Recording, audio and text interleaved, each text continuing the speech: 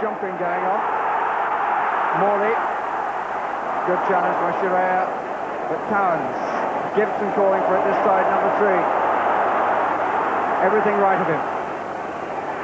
Oh, that's a fine try! And a super goal by Gordon Cowans. 54 minutes. And Gordon Cowans brings Villa Park to life. The Italians were conscious of the head of Frida Wynne, and Cowans appeared in front of Wynne. It's going for Wynne now. In comes Cowans, and it was a lovely goal. And when Cowans did equalise, he rightly took the glory. But if you trace the move back, you'll see it was the spirited tackle from Eamon Deacy that won the ball and inspired the surge. And it really was some tackle. Bonini on the ball here, and he had to go in with everything there, playing the ball, being knocked over in the process, but it gave Cowans the chance to get onto it, lose it, find a toe poke to get it back again, and eventually it's he, when the ball bounces to him for the 3rd time, that wriggles it out, finds Gibson on the left, and then makes up the ground for that really wonderful goal. But as I say, it was Deacy's inspired tackle, really, that created the surge and the excitement for that.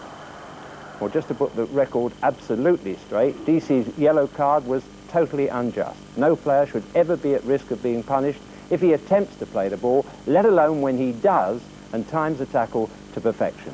Just look at this. No question that he's poised there, waiting to time, waiting his moment, and in he goes, a perfect lunge, sole of the boot on the ball, and not the player.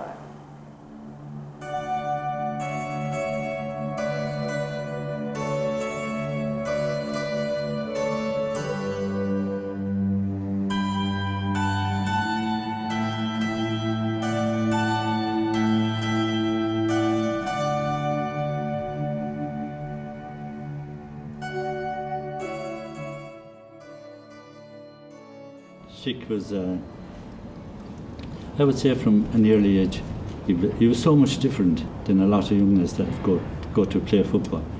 Chick, he loved it, he wanted to win, and he put so much effort into just going down training that it was unreal. When there be a group of young lads playing and you go to pick a side, everyone wanted to play on Chick's side.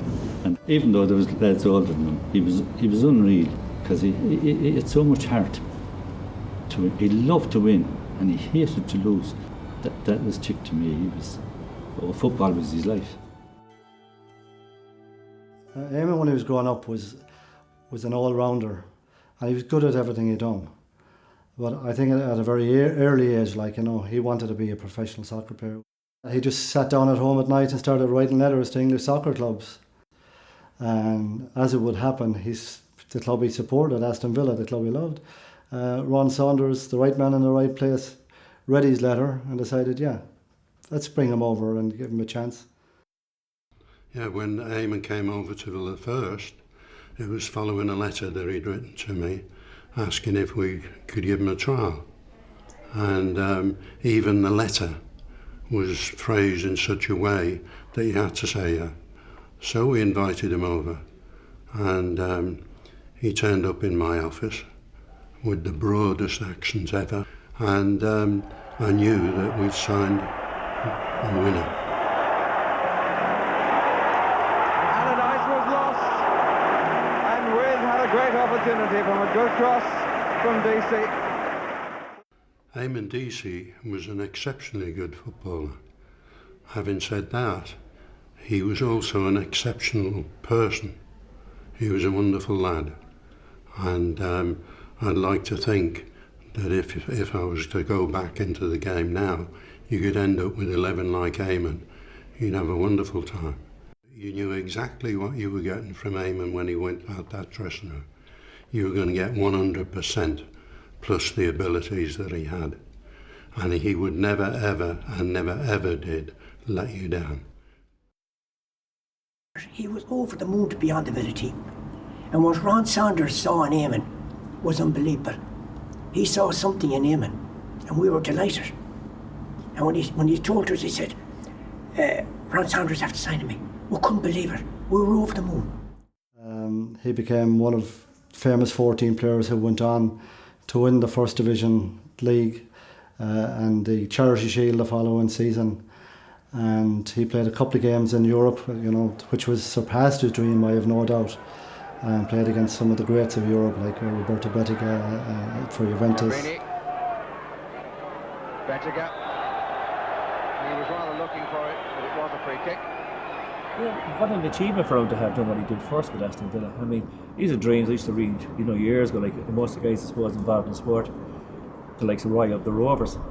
You know, and if you kind of took that, isn't there Eamon in every aspect of it? It's not a fantasy. In Eamon's case, it was actually fantasy come true. And I have to say, something like that is remarkable. But his attitude around all of it was exceptional. He never, I mean, anybody that went over to England to watch a game, Eamon looked after him from the word go.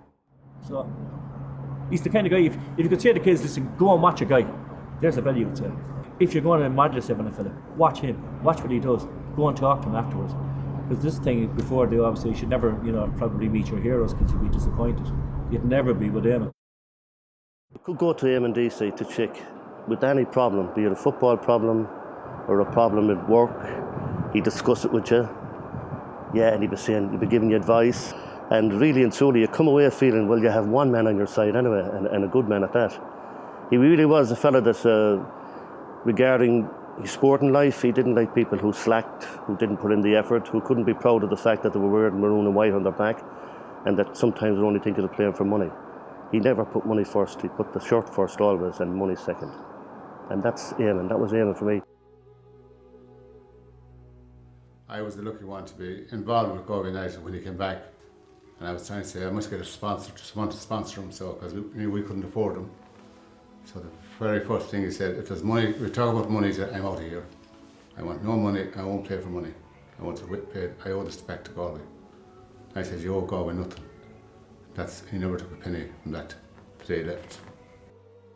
He was a man that didn't take second best. He was a real competitor, and I often said in the past and other occasions that my biggest problem as manager was trying to keep him on the field, to stop him from going out there and really assassinating someone, you know. He was that competitive, and he wanted to win, and he wanted to be around people that were winners, if you like, and he couldn't understand people who weren't of that mentality. Eamon Deacy was 100% on the field and off the field. He had achieved his aim, his goals in life, and now it was time to give something back. And he'd done it with Galway United for many, many years, and a success there. And even then, into his 40s, coming up to his 50s, you know, he then gave back to West United, the club he started out with. Last match, you know, a cup final in Thailand, you know, with the West United B team, you know, and a winner again. Everybody knows Eamon was special in every way. The way he lived, the way he met people, spoke to people. He treated all people the same, regardless of whether they were wealthy, the poor, everybody. They were all equal to Eamon. And that's what was lovely about Eamon.